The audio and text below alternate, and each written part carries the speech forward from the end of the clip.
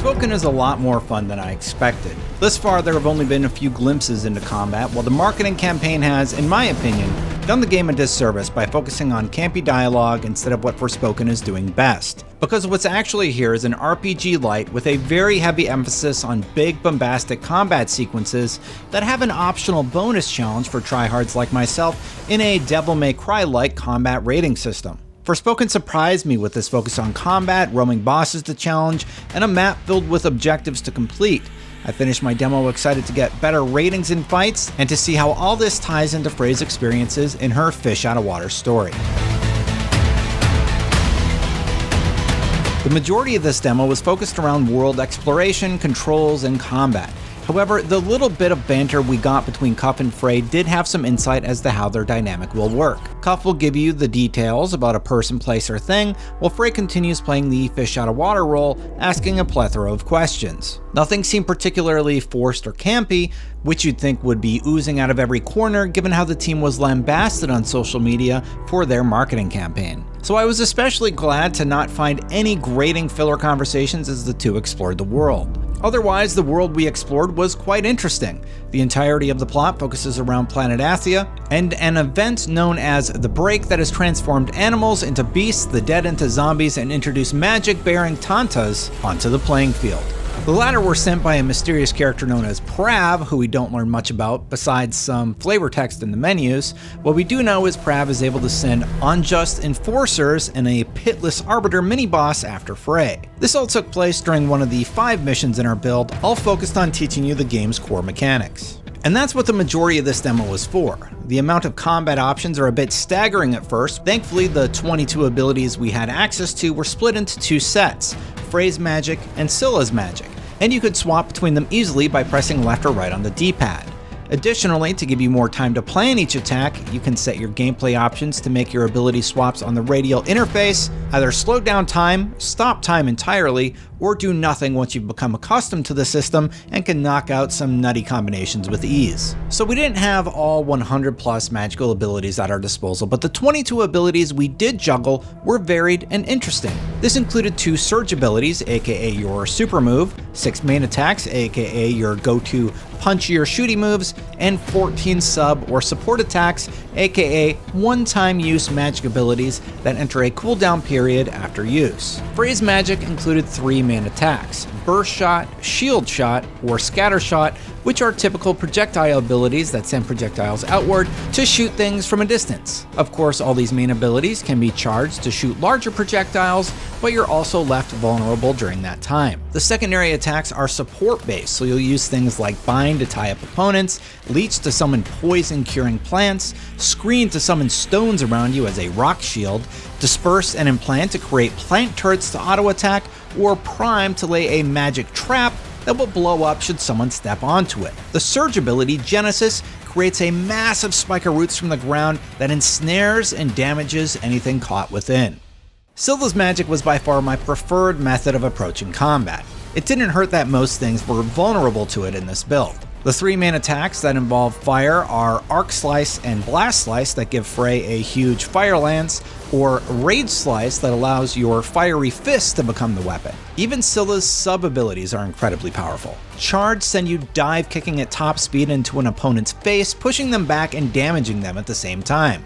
Bombardier does the same, but triggers an explosion that does area of effect damage. And Fire Trap creates a lava bubble to burn away at anything stepping inside of it.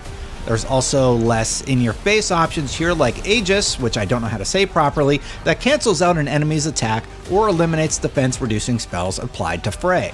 And my personal favorite, Crucible, will engulf a circular area in flames and allow Frey to do more attack damage to anything captured within. Combine that with the incredibly powerful, say it with me, Conflagration, which engulfs anything in front of you in a massive wave of fire, and you'll likely be walking away from most encounters victorious. Both Frey's and Scylla's magic also benefit from parkour abilities, offering additional options if airborne. As the parkour elements are separate, you can also use the Spider-Man web zip style ability to get up close and personal should you need to, or simply dodge to the left or right and avoid an attack. And all of this is combined with a combat rating that is constantly judging how well or poorly you've been doing the entire time.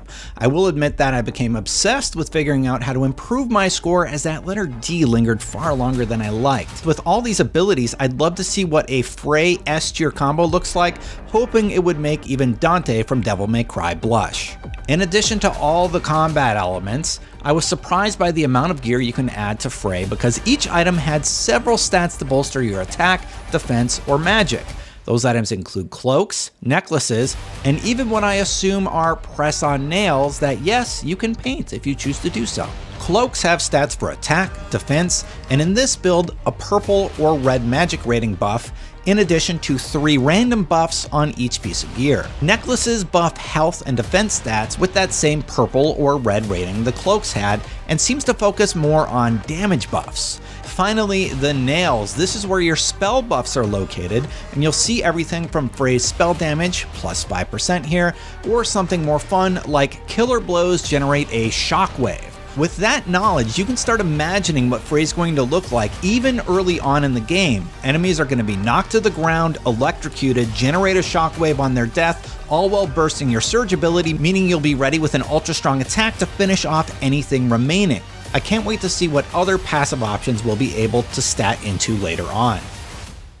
To put those skills to the test, they've littered the map with plenty to do. There are enemies you can hunt down for XP rewards, treasure chests to unlock new gear, townspeople to save for a mana reward that will upgrade your abilities, monuments to strength that'll give you a stat increase and spawn something interesting to fight, and oh boy, here's another tough word, Gaiuzal locations to scout that will reward new cloaks. And I think those are just a few of the items I happen to spot with my short amount of time in Forspoken. To find them, you can use Cuff's abilities like Scan that you can do by tapping up on the D-pad. Compass is also used by holding up should you want to be directed to a specific location. And if you need some help while you're out there, you can tap down on the D-pad to use a healing consumable, or hold down outside of combat to set up a camp and get some rest, or craft various items like those healing drafts I ended up using more than I'd like to admit. You can also do this at one of the hideaways that will also allow you to unlock new abilities with the mana you've collected, or craft/upgrade your cloaks, necklaces, and nails. And the parkour abilities aren't just limited to combat either.